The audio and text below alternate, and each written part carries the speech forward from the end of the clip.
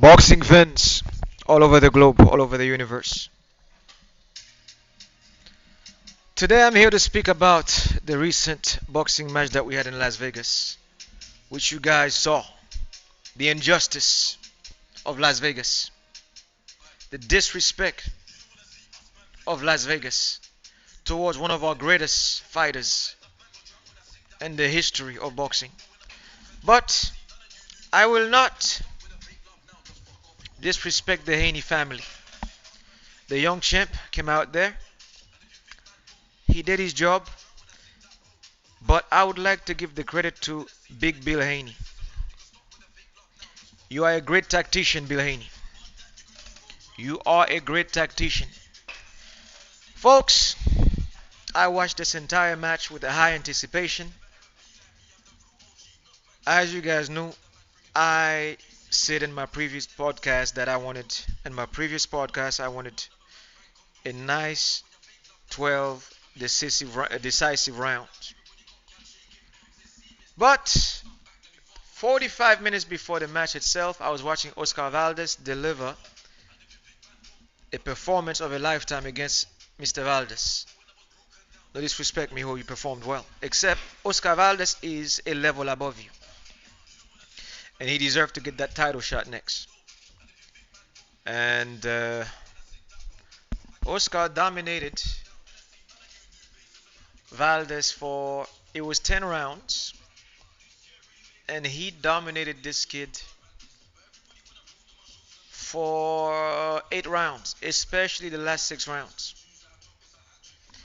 There was in the card before that, we had Nagotami. Respect to you for knocking out Maloney. That was a good one.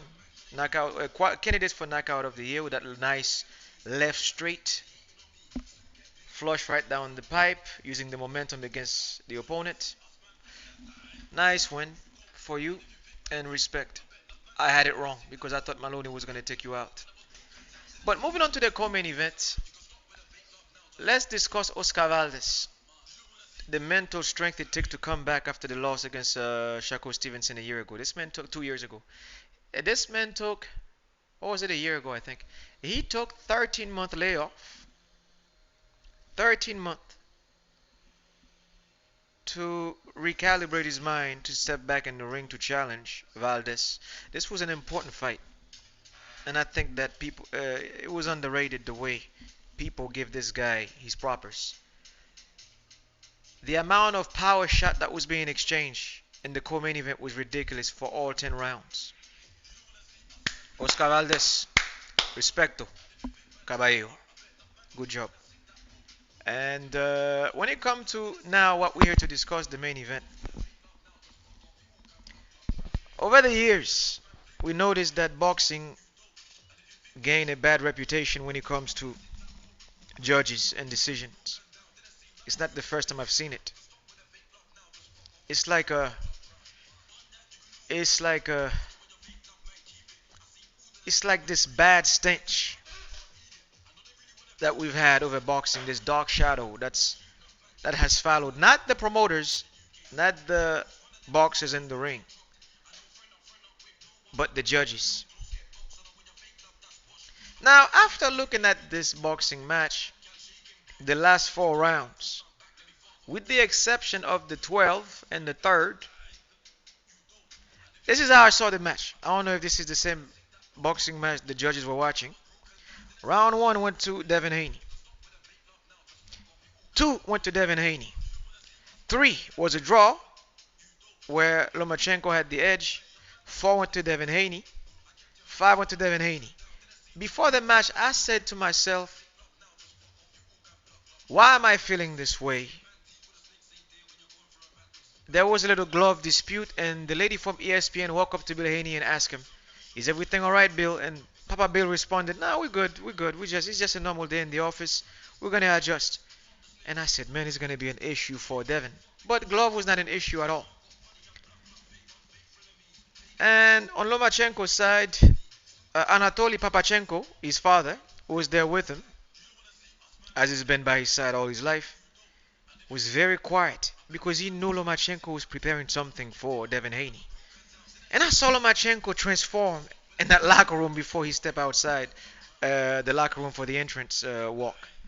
I said, Holy Mother of God, this dude is about to go all the way for 12 rounds.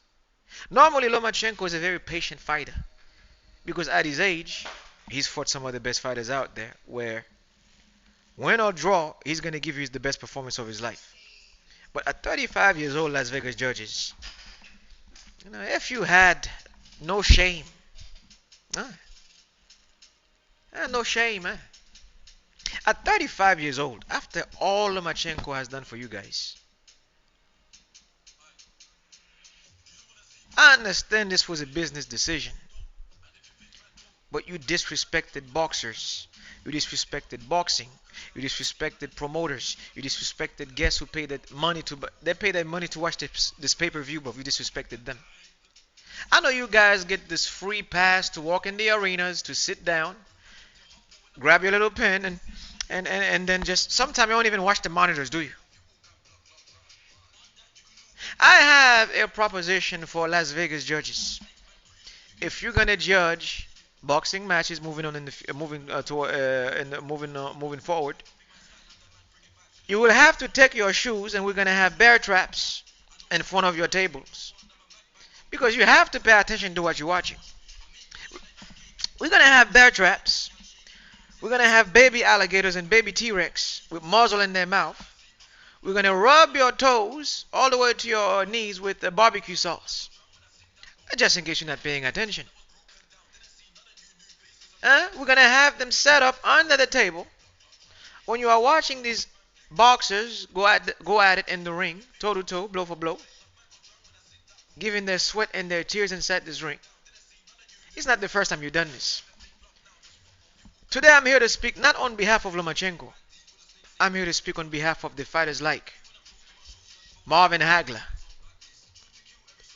Thomas Hearn, who you have robbed in the past. Bad judgment on the card. When it comes to Floyd Mayweather, the best ever TB in my generation, that is. When it comes to the Lion, my favorite heavyweight fighter of all time, Mike Tyson.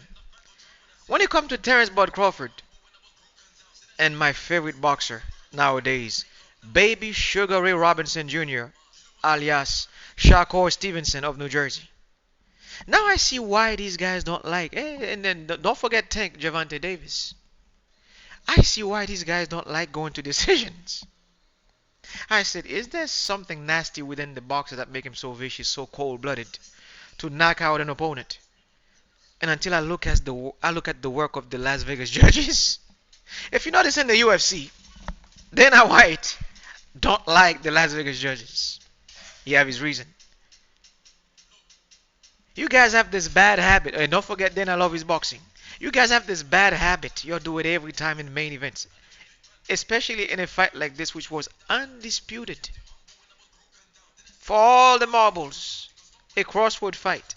No disrespect. This is why I'm gonna give Bill Haney his respect today. Yeah, me, I listen to every conversation when there is a big fight like this in the corner. Bill Haney, as you guys know, is you should win. After how you rescue your son, you should be able to be mentioned in the coaches of the year because you saved your son from losing all his belts last night. Bill Haney in round 11 or 12, if my ears could remember what happened, Bill Haney looked at his son because this is very important nowadays for young boxers. If you are blessed enough to have a coach who's related to you, like Floyd Mayweather's great uncle Roger Mayweather, the Black Mamba, rest in peace. If you are able to have Papa Benavides, Olale, the Benavides family, next to you to guide you. If you are lucky to have Granddaddy Stevenson to guide you, it's a blessing. If you do not have a person like that, or Zab Judah, respect to Zab Judah, if you don't have a way to have a family member beside you who understands you, not just for business reason, but who understands you genetically on how you were raised, what takes you off. It would be wise to have a coach like Derek James, who now is coaching Ryan Garcia. Ryan Garcia, great move. You're in good hands now. You are in good hands, and you're gonna get the proper boxing knowledge to deal with a power boxer like a power puncher like a Tank Davis in the future. If you have the chance to have a coach like Virgil Hunter, or if you have the chance to have a guy by your side like great coach Mus Muhammad, rest in peace, brother Muhammad. If you have a guy like that who's not your family but who understands the psyche on how to take you off. Remember Bernard Hopkins when he came out of prison? He had a guy by his side named Mus Muhammad, the great one, who guided him. He said, look here, I'm not your father, I'm not your uncle, I'm not your brother, I'm not your cousin. But I understand what happened in your youth, and I'm going to fix that. I'm going to tweak that for you and develop you into a proper fighter. And I've seen coaches now transition from boxing to coaching, like guys like Roy Jones Jr., who's teaching boxing in Russia, and he's doing a fantastic job teaching these guys over there. He actually coached Alexander Usyk a bit. Now, when it comes to Devin Haney, your father told you this in round 11. Big Bill said, son, look me in the eyes. Lomachenko figured you out for 10 rounds. Are you with me? And you looked at his dad in the eyes. He said, yes, even though his mouth was bleeding. And he said, can you go for the 12th round? Can you go toe to toe with Lomachenko? He looked at his dad. He said, yeah. Did he believe in himself? I don't know. I don't live in the fighter's mind. I know he was at a disadvantage because Lomachenko was throwing combination from left and right like a madman because he saw blood. He was going to finish him off. Big Bill told Devin Haney, use your length. That long jab, that dagger, use it. Round 12. If Devin Haney win the fight, you better thank your father. He saved your career last night. Respect to Big Bill Haney. You came through for your son. But, folks, I have to address this. Remember what I said Friday. Winner or not, whether it's Lomachenko or Devin Haney, we deserve justice in boxing. I would like, because after the fight interview was done, even Devin Haney said that it was a close fight. He knows this. But after the fight was done, my favorite fighter of this generation, Shakur Stevenson, who will now carry the torch for Floyd Mayweather and Terence Bud Crawford, and in the spirit of Sugar Ray Robinson, the boxers, was in the ring, and he was being interviewed by the guy from ESPN, and he said, what was your opinion of the fight?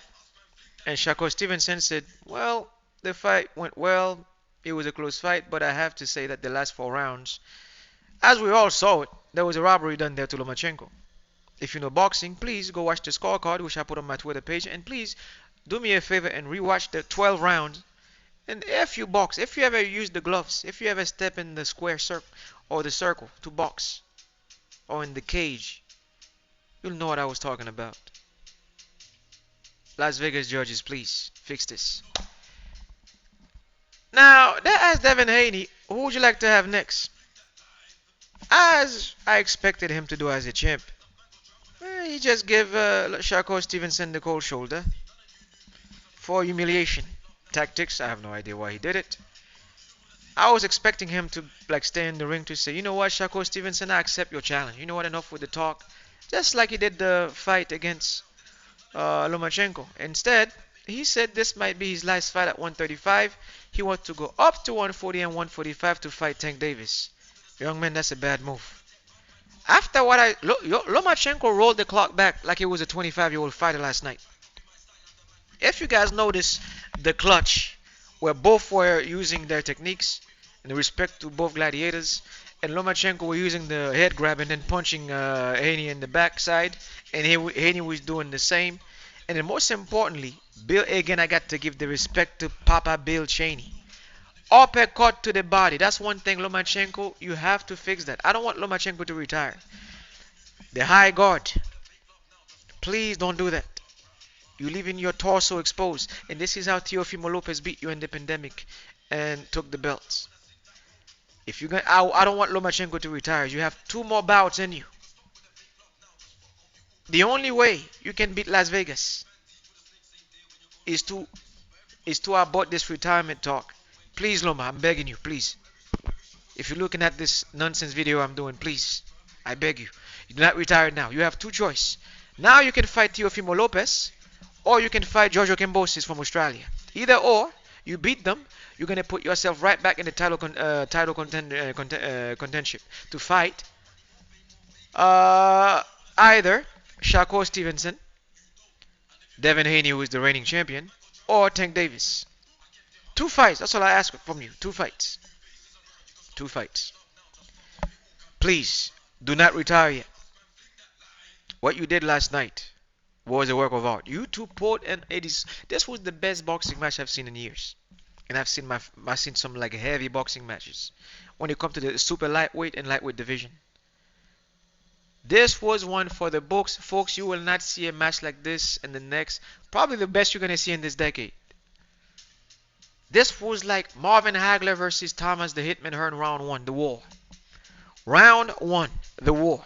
If you know boxing, you know what I mean. And we had this for a full 12 round last night. But I did not like the way the judges made their decision. Now Devin Haney say he want if he stay in the 135. As you know, my friend, we are ready. Shakur Stevenson is ready. He made this little statement throwing shots at my boy. He said, remember, I am the undisputed lightweight, super lightweight champion. Shakur Stevenson, you know how he always does with a $1 billion smile, like, okay, champ, I accept what you said. But for now, I know what that means. My friend, if you don't want to fight at 135, we'll come get the belt at 140 and 145. If you stay at 135, we will get the belt from you. Your call, champ. You're the boss now. Respect to you and champ. You did it, champ. We'll come from New Jersey. We'll go to Vegas. We'll be more than happy to remove these belts from your waist. Take it back to Atlantic City with us, and also Newark, New Jersey. And then we will defend it gladly at Atlantic City or in New Jersey. Boxing fans, we need to pray for boxing. Me, I'm not a big believer in prayers. I respect the Almighty God, but I'm not good at prayers. We need to pray for boxing heavily. These judges need to understand that you cannot judge boxing based on what you were taught in school. You have to actually be a boxer to judge boxers. If we're going to fix this, we will need to adapt the UFC philosophy, the Bellator philosophy, the One FC philosophy, the Old Pride philosophy from Japan.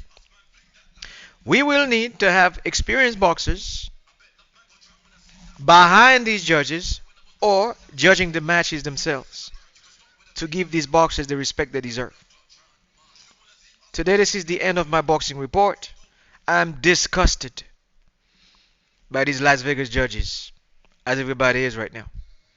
Some people will say, oh, that's because you are pro Shakur Stevenson is your favorite boxer. Yes, he is. But ask yourself this one question. How many times your favorite boxer has been screwed by Las Vegas judges?